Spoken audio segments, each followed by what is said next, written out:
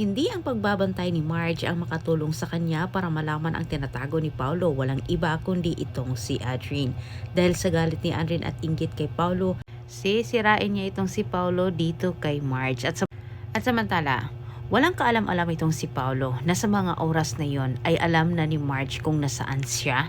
Kahit nung tinatanong siya ni Marge kung nasaan siya ay malakas din ang loob ni Paulo na sabihin ay nasa opisina siya, pero wala siyang kamalay-malay na mismo si Marge tumawag sa kanya ay naroon sa opisina din. Kinutuban ng malala itong si Marge sa kinikilos ngayon ni Paulo, pero ang matalik na kaibigan ni Marge naniniwala siya na posibleng trabaho lang umano ang pinuntahan ni Paulo doon. Depensa naman ni Marge, hindi umano nagsisinungaling ang kanyang asawa noon, iba umano ang kanyang nararamdaman ngayon. Tilang oras na para makahanap ng kakampi itong si Marge sa loob ng opisina ni Paulo. At habang pinag-usapan ni Marge at kanyang kaibigan itong si Paulo, sa kabutihang palad nakita naman siya ni Adrien.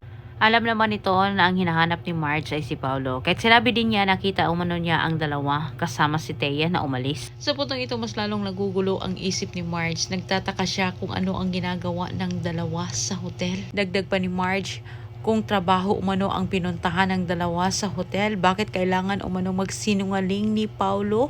Natataranta naman itong si Paulo nang nakatanggap din siya ng tawag sa kanyang sekretary na pinapaalam na itong si Marge ay nasa opisina at hinahanap umano itong si Paulo, kahit iniwan ni Paulo itong si Thea sa hotel na mag-isa. Ito na napagtanto ni Paulo na tilang ang kanyang asawa ay nagtanim na ito ng pagdududa sa kanya. Kahit bago niya iwan itong si Thea, kanya itong pinakiusapan na kailangan umano nilang maglaylo para sa gayon ay hindi na umano lumala ang hinala ni Marge. Ngunit ang tanong, kaya-kayang gawin ito ni Thea dahil ang nais naman ni Thea ay magkasiraan si Paulo at Marge. Agad-agad na sinundan ni Marge itong si Paulo sa nasabing hotel, pero sa mga oras na iyon, paalis na rin itong si Paulo. Tilang si Thea lang ang maabutan ni Marge, pero yan po ay ang tabayanan niyo. Ang susunod kong update. Salamat sa pagtanaw. Kalimot sa pag-subscribe.